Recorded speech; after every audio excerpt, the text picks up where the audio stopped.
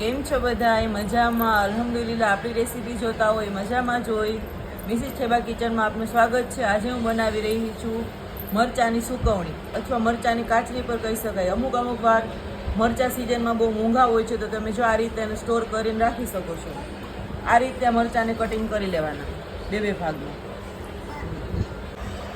આ મરચાંને આપણે આવી રીતના બે ભાગમાં કટિંગ કરી લેવાના. હવે આની અંદર આપણે મીઠું નાખશું. મીઠું થોડુંક ચડિયાતું નાખવાનું.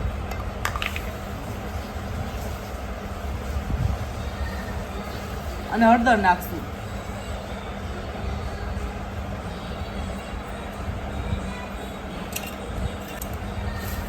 આની અંદર આપણે 3 લીંબુ નીચવી દઈશું, જેથી કરીને એની તીખાશ ઓછી થઈ જાય. આમ તો મરચાં મોરા છે, પણ એ છતાં એનો સ્વાદ સારો આવશે માટે આપણે આમાં લીંબુ નાખીએ છીએ.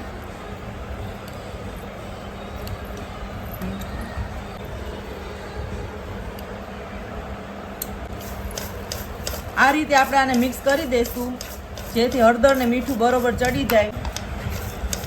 આ રીતે મિક્સ કરીને આપણે ઓવરનાઇટ રાખી દઈશું, અને જેથી કરીને આમાં હળદર ને મીઠું બરોબર ચડી જાય. સવારે આપણે તડકામાં સૂકવી દઈશું, અને સુકાવતા આશરે 2 દિવસ લાગશે. આપણે આ મરચાંને ઓવરનાઇટ રાખ્યા હતા, અને હવે એમાંથી પાણી કાઢી લીધું છે. જે હળદરનું ને મીઠાનું પાણી નીકળે એને કાઢી લીધું છે. અને આ રીતના મરચાંને એક એક કરીને સુકાવી દીધા છે, અને આટલા સુકાવાના બાકી છે. હાલો આપણે સુકાવી દઈએ.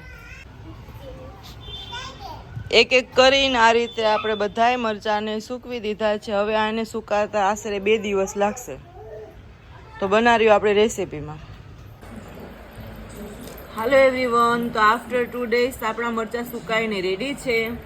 હવે તમે આને દાળ ભાત અથવા શાક સાથે ફૂલ એન્જોયથી ખાઈ શકો છો, અને ખાવામાં ખૂબ મજા આવશે.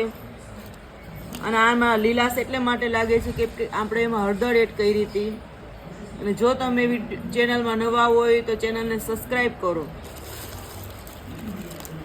જો તમને મારી રેસીપી ગમતી હોય, અને આવી રીતના ચેક કરવાના, આમ તોડો એટલે આમ ખટ કરીને અવાજ આવવો જોઈએ. તમે જોઈ શકો છો એમ અવાજ આવે છે. જો તમને મારી રેસીપી ગમતી હોય તો લાઈક કરો, શેર કરો ને સબસ્ક્રાઈબ કરો. હવે આપણે મળશું નવી રેસીપી સાથે. Good bye. આપણે તેલ ગરમ કરવા મૂકી દીધું છે. આપણે મરચાંની ફ્રાય લઈ લઈએ. તરાતા કેવા થાય છે.